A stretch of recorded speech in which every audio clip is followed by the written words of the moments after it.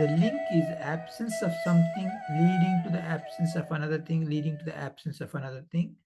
Same way, another way link is presence of something leads to presence of another thing, leads to presence of another. So the positivity and the negative, even in our regular day-to-day life, that's why you observe. If we don't have something, because we don't have that, we don't have another thing. So the link can go on the negative side, and the positive side also the link can go. We have something, because we have that, it will lead to another thing. Because we have that, it will lead to another thing. So presence of things can form a chain, and the reverse way of looking at it. So it looks as if we have two different kind of chains, but in one way they work hand in glove. Presence of one thing leads to presence of another, leads to presence of another. Reverse, if we look, absence of that will lead to absence of another. So a flow starts from other side. So it's like it's the same kind of flow, but how we look at it on the positive side and on the negative side. So this is what real day-to-day life and spiritual also, that's what happens. So if somebody does not have proper buddhi or yukta yoga jnana, then he won't have the ability to control the mind. Then he will not be able to do the meditation. Then he will not be able to do dhyana, and that will lead to nididhyasana, a deep level of dhyana. And the person who is constantly keep doing it leads to mm, aproksha jnana, then to moksha. So absence of that, if you don't have the deep jnana, you will not be able to concentrate. So it will not lead to moksha. So the way you look at it. Now, as we all know, it all started with Arjuna asking the question how the aproksha jnani will be recognized. And in that process, we talked about indriyas, the sense organs, how the mind is kind of taken away. No, isa indriyanam hisartam en manon vidhiyate tadasya harati prajnam vayurnavamvasi. That also is like a boat is rocked by the wind. The boat is what helps us to cross. And same way, the Shastra Jnana, the scriptural knowledge, is acting like a boat in crossing the ocean of samsara. And this oscillation of mind drags the takes away the scriptural knowledge. The firmness of the knowledge is shaken up because of the mind's chanchalya, what you call oscillation of the mind. So the mind should not oscillate, it has to be fixed, means the indriyas have to be in control. So the indriya nigraha, control of the sense organs, is what is emphasized. And the next sloka, 68th sloka in the second adhyaya, Krishna is saying, Tasmat yasya mahabaho nigruhitani sarvashah indriyan indriyarthebhyah tasya prajna patishtita. Very interesting thing here. See, it says, Arjuna, because of all this, whatever I told, in summation, a quintessence of that is a person for whom all the sense organs are under control, then we can say that the person is aproksha jnani. That means the person has full control of sense organs. That means he's an aproksha jnani. Then the more doubt comes to our mind. Hey, wait a minute. There's so many, for example, Arjuna also, and so many aproksha jnanis who are, even in case of Vali. So the sense organs are not under control. So are you saying that he's not aproksha jnani? In mathematics, we talk about necessary and sufficient condition. Necessary is one flow, sufficient is another flow. If flow is there on both sides, we call necessary and sufficient. Here it is saying, for a person who has full control of sense organs, we call him an aproksha jnani. It doesn't say the aproksha jnani at all times will have all the sense organs under control. Because for an aproksha jnani, most of the times the sense organs are under control, but there can be jnana tirodhana, there can be so many circumstantial things where the prarabdha comes into play, and the aproksha jnani temporarily can lose this capacity to have the sense organs under control. Paroksha jnanis are losing their sense control over sense organs lot of times, most of the time. But aparoksha jnanis have the control over sense organs most of the time, but occasionally they lose. See the difference between us and aparoksha jnanis. Aparoksha jnanis means the people who saw Paramatma through direct perception, the Bimbarupi Paramatma inside them with their jnana chakshu or the knowledge eye, we call. So the difference between aparoksha jnani and us is occasionally we may show a slight, say for a short time, a control over sense organs. Most of the time, we don't have control over sense organs. Aparoksha jnana is the reverse. They have the control over sense organs most of the time, but occasionally they may lose that control. That doesn't mean their aparoksha jnana has stopped. What it means is temporarily there is what we call a hindrance. They call in Shastras jnana tirodhana. That means reversal flow of the high knowledge. When that happens, the reverse flow happens temporarily for a short time. They may lose control, but they'll come back because they're aparoksha jnanis. That's the greatness. For an aparoksha jnani, even though, for example, in case of Vali, he accuses Sri Rama that you have done this way, you have killed me by hiding behind, you broke the dharma path, and all that. He starts all accusation. Rama comes in front of him so that he can answer all his questions. So when Rama answers all his objections, he expresses his apologies. He says, "Oh, I did not realize it. What you say is all true. What you did is the right thing." Because Paramatma never does a wrong thing.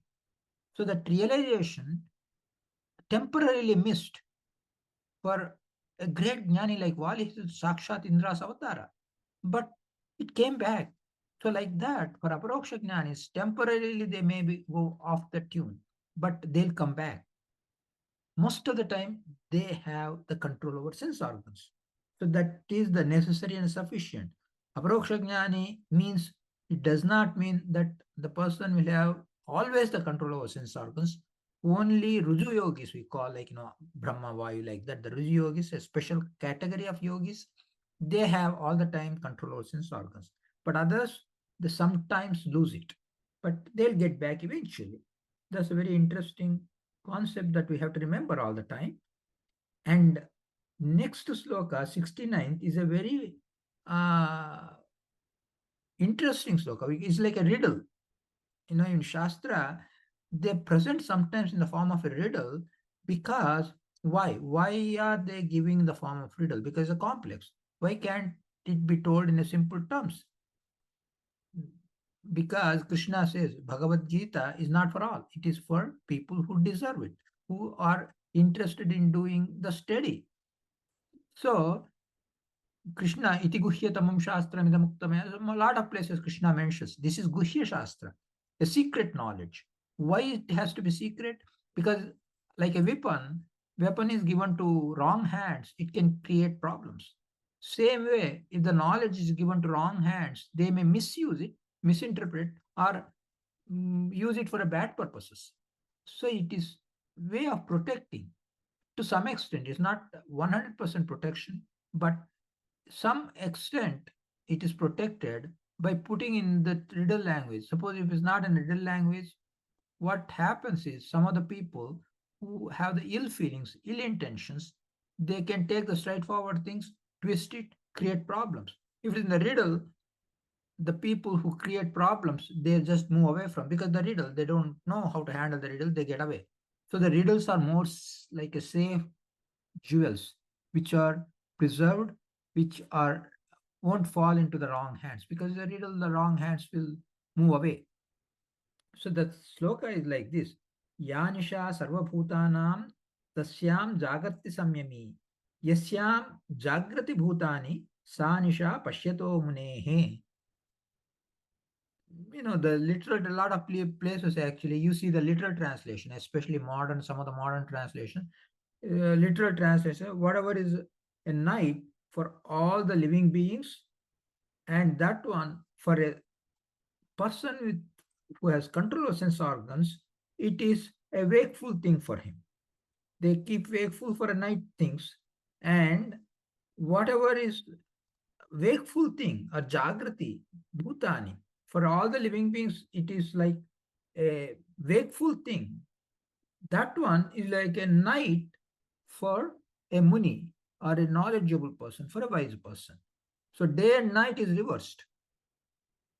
What happened was, Shankaracharya, when he took that, he says, oh, there's a nocturnal beings, but that is not what we're talking about. Aparoksha jnana, paroksha jnana here. It is nothing to be the nocturnal beings, and then it talks about the what we call avidya and vyavaharika satyapana. So completely confused, because it's a riddle like thing. And when it came to Ramanuja, actually he got it to some extent even, but he didn't go to the depth, but at least he went to some extent. But Acharya came and gave a beautiful explanation for that. He says, for example, nighttime, what happens? We don't see, like, it's darkness, and it's pitch dark is there if we can't do any activity, or if we are very tired. Either way, either we are very tired or we can't do any activities because full darkness and tired both happen, then people will just sleep off. They just ignore whatever happening around them. They don't see everything in the dark, pitch dark, so they don't see many things, and they sleep off. They ignore, they can't see. Two things are happening for the night time. But in the real spiritual world, what Paramatma's Swarupa, Parameshwara Swarupa, Bhagavan Swarupa, what Paramatma is like, this is not seen by people. So the common beings, most of the common beings, normal beings, they're not interested. Paramatma, we don't know whether he's there or not. Why bother about God? Why all this? So they just move away from it. They just don't want to be bothered about it. Like atheists or whatever, all those people. And somebody may not be an atheist, may be a believer in God, but he says, oh, I don't have time for God. I believe in God, but I don't have time for God. So all these kind of things happen. So whatever is night for most of the living beings, Sarvabhutana, but in those cases, the person who has control, Indriya Nigraha we call, right?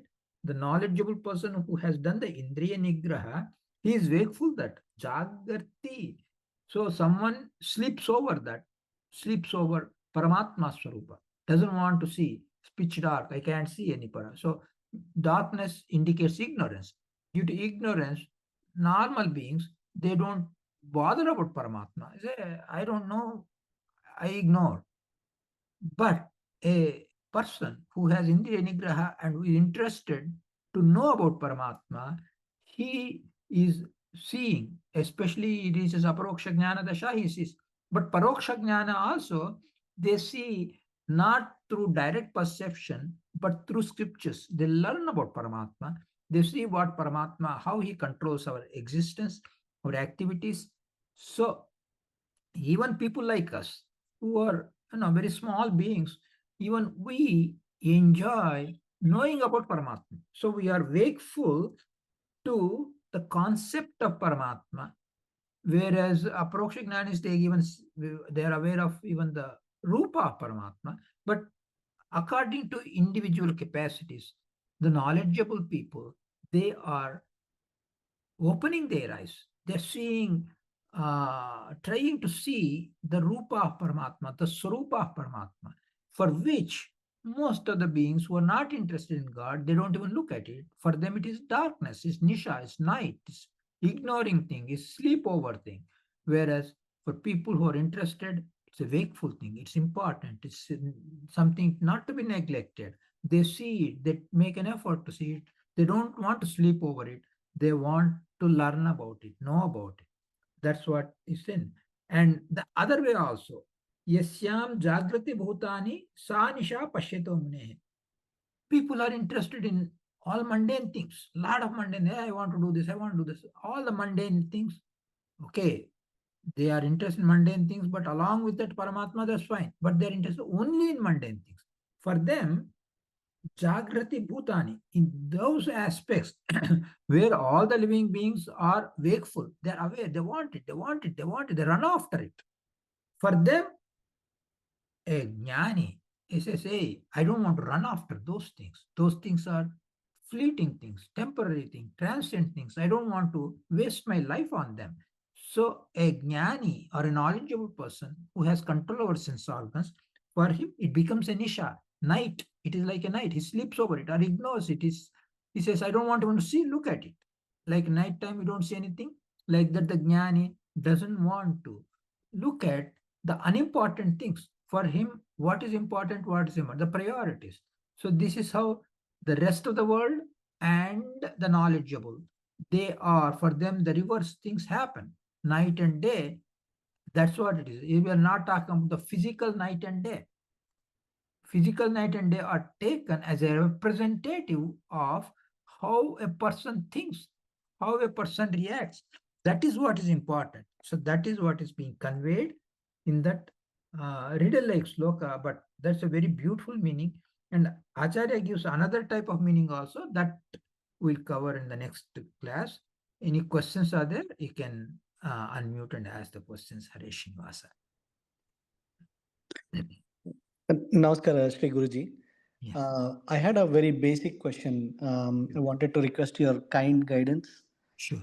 Um, in terms of the previous classes as well, I had like one question is like, how does the jiva change their swarupa or the intrinsic nature that you alluded to earlier? For example, my swarupa is made up of 50% rajoguna. How do I change this swarupa to attain like more merit of sattva? Is the indriya nigraha the very first step? Yeah, is a good question. And once I said yes, we have three things working with us, right? One is Swarupa or Jio, as you said, Swarupa or Jio Swarupa or Yogyata, whatever we call, which is eternal thing. And I don't know why how my Swarupa is. So how do I know it? Oh, according to your Swarupa, you perform karmas. So look at your karma balance. Then you know your karma balance of a lot of positive things, then your Swarupa has a lot of positive things. So look at your karma balance. They, I don't know how to look at my karma balance because I don't know whether in my karma balance, the good karmas are like, 70%, 80%, or 10%. I don't know. So my karma balance is another thing I don't know. So both the things, the Swarupa and the karma balance, both are not known to us. Then we are still in square one. So what am I supposed to do? These both the things are not measurable, not visible, not known to me. So is there another way that I can know where I stand? Yes, yes. Based on this swarupa, based on the karma, we do our efforts. So that means our swarupa and karma direct us, guide us to make an effort. If I have a lot of positive yogyate and positive karma balance, then my effort will be in the positive direction. And that is something that we can perceive because a person, we make an effort to do good things, to think about God or to do this. So the more the effort of a person in the direction of the punya or a positive direction, that means he's more. So 60%, 70%, exact percentage we may not know, but we can know a gauge. We say like a measuring scale is the more effort is there about for a person in the positive direction, that means his swarupa yogyata is positive, his karma balance is positive. That's why he's making an effort to be in the positive side. It may not happen all the time, but the lot of times then effort is made. So the effort is something that we can perceive, we can see, and this effort is an indicator of our swarupa yogyata and the karma balance. Those two we cannot see, but the effort, which is a function of these two, that effort we are able to perceive. So that gives us an indication. Hey, yes, I am in a positive direction, so I am doing it in the right way. So that is how we need. And this Indriya Nigraha is like a tool. So Indriya Nigraha, it may not happen overnight, it may not happen completely, but the effort we make an effort. Oh, this is too much is bad, so I'll control. I make it less, less and less and less. So there is an effort to control the sense organs, to put them under control as much as possible.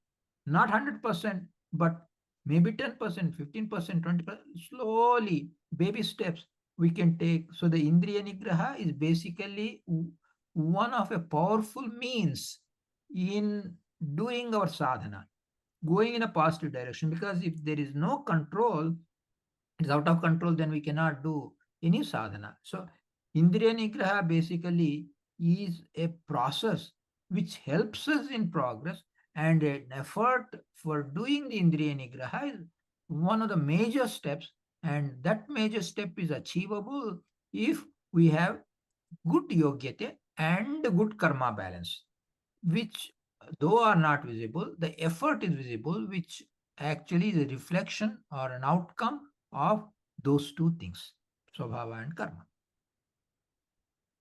Understood, Acharya. Many, Gurugule, many. namaskara, Gurugule. Yeah. Um, Further clarification on the same question, Yeah. that positive or negative, what that person kind of thinks is relative based on what his perception is. Mhm. So his perception of good might be completely negative from the Shastra perspective. So how do we go about from that perspective? Yeah. It's a good question, because now this positive or negative, as you said, is a relative thing. But this is that in a material world or in a spiritual world.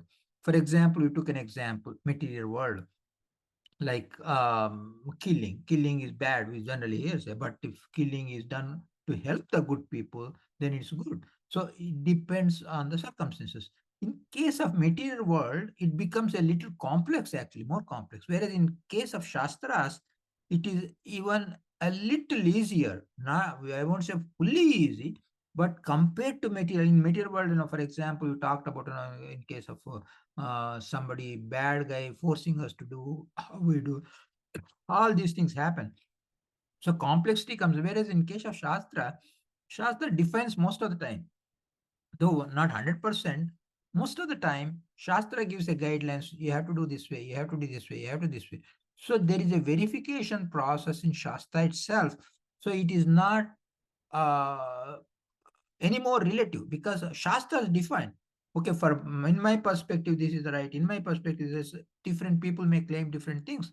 But if you say, hey, what do shastras say, of course both of them will claim shastras say whatever is convenient for person A, person B say shastras telling me whatever is convenient me. So both of them can claim, but they can come to one common platform and sort out, okay, whether what I say is true or whether do they clash. Maybe both are true, maybe both are not true.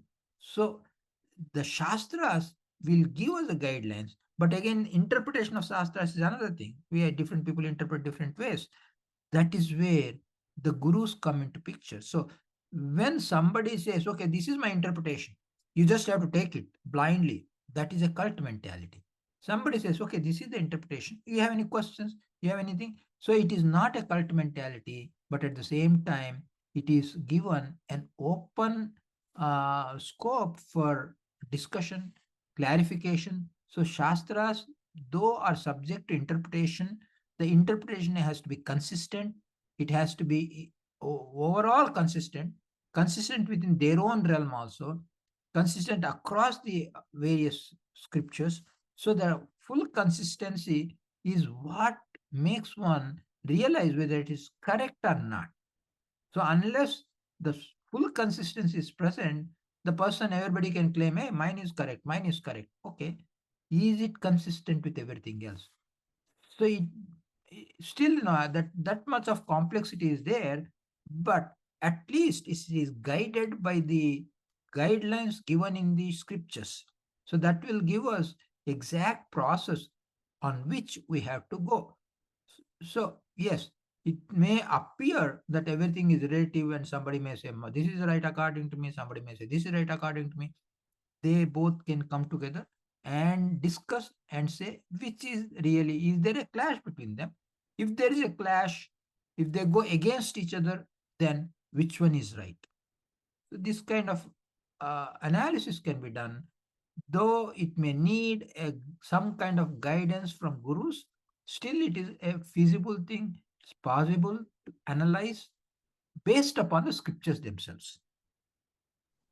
Thank you so much ಗುರುಗಳೇ. ಗುರುವಿನ ಗುಲಾಮ ಆಗೋ ತನಕ ದೊರೆಯೋಣ ನಮಗೆ. Thank you ಗುರುಗಳೇ. Namaskara, Guruji. Yeah. It is often told that the Bhagavad Gita jnana should be given to a person only when the person yearns for it. What is the reason for that? Because in the case of youngsters, only when they are exposed to these concepts from early on and over a period of time, can they really appreciate and learn the teachings, and it can also guide them better in their life. So should one wait until the yearning comes in the person, or should the person be exposed to the teachings? Yeah, that's a good question. The reason they say no, give only to the deserving or people who ask for it who don't deserve, the reason behind it, we have to see the purpose behind it is people can ask with an intention of either questioning, deceiving, challenging, twisting, or making fun of. For such people, don't give. So it does not mean that, oh, don't even tell youngsters anything until they, because they don't even know how to ask. They don't even know how to ask. So that statement does not mean just tell them, give them, and make them receptive. So because for them, they may turn away also. Oh, you're turning away, you're not deserving, we don't give it to you. No, that's not what.